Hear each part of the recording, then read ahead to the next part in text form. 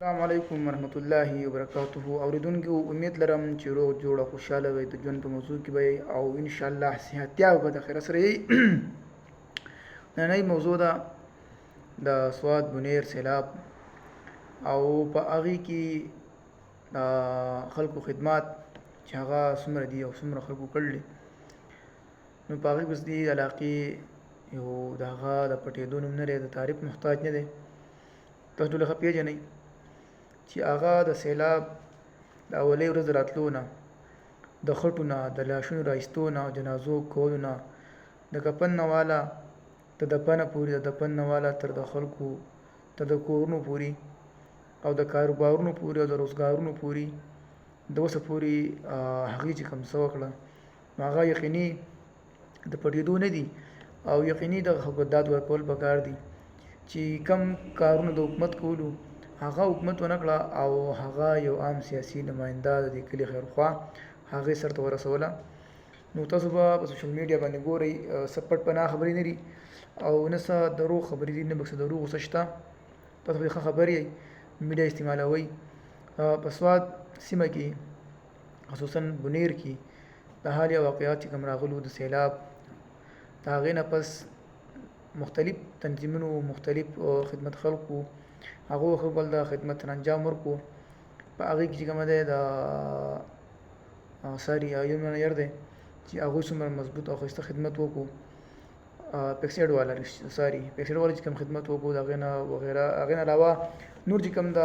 خدمت خلک دي هغوی څومره منډې تړلې ووالې هغه زموږ تاسو مخې ته دي د هغې نه علاوه زموږ حکومت ماشاءالله هغوی خو حد کړی دی چې هغه تاسو پته ده چې هغوی په زموږ په دې علاقه کې په بنیر کې د زموږ د حکومت زموږ چې کوم حکومت دی د علاقې د پی ټي آی د هغو څه کردار دی هغه تاسو ټول ته معلومه ده چې هغې د دې وخت کې د بنیت خو لپاره څه وکړه موږ ته خو ما خو څه نه دي لیدل که تاسو لیدلي چې په کمنټ سیکشن کې راته ووایئ ما خو څه نه دي لیدل د هغې نه علاوه تاسو بیا پېژنئ جان پہچانه سړی دی د تعریف محتاج نه دی مولانا فضل غفور صاحب الله تعالی دې له ډېر عمر ورکړي الله تعالی دې په زندګۍ کې برکت پیدا کړي او الله دې عافیه زندګي ورکړي او د هغې خلوص لري الله پاک نور هم برکات استطاعت ورکړي چې هغې په دې وخت کې د اولۍ ورځ نه والا د خټو نه لاشونه رایسته د هغې کفن دفن کول د هغې نه پس د هغو خلکو کورونو صفایي کول د هغې نه پس د خلکو اپنا گھر خپل کور سکیم د هغې نه پس د خلکو روزګارونه د هغې نه پس د خلکو نن مې تاسو لیدلي چې هغوی پرون سوزکي رکشې موټرسایکلې هغوی د اخیستې دي نوي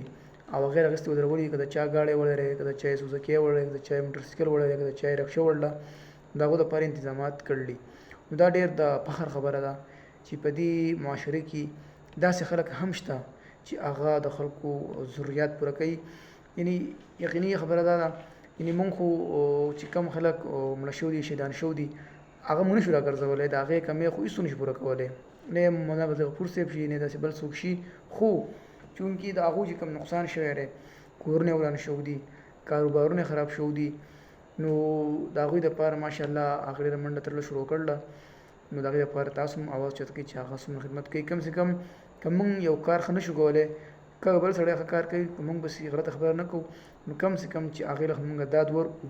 نو فضل غفور صاحب له داد ورکول پکار دي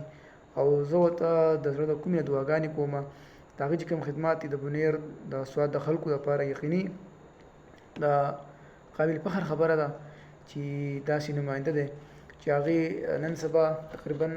والله څونه ګاډې به وي څونه سوزکي به وي څونه موټرسایکلې به وي څونه رکشې به وي بیا مشینان بیا چې کومه دی د کمپیوټر چې کوم سیسټم دی د موبایل کوم سیسټم چې دی د چا چې څونه روزګار په کم پوزیشن کې خراب شوی دی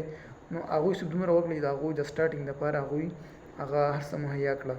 نو یقینا د خوشحالۍ خبره ده او ډېر د فخر خبره ده او د بنیا خلکو له هم پکار دی چې دې خلکو دپاره کم سے کم دعاګانې وکړي چې هغوی په خپله په غم او درد تکلیف کې دي نو چې هغوی دپاره دعاګانې مو غواړي او موږ خلکو له عوامو خلکو له پکار دي چې موږ په دغه بس سپک کیردي نه وایو ابس چا پوسټ کړی نو ډېر خوښه پوسټ یې کړی ډېره غلطه خبره یې کړې وه موږ داسې خبرې کول نه دي پکار دی چې موږ د خلکو سره په دې مرسته کې ودرېږو. وما علینا الا البلاغ.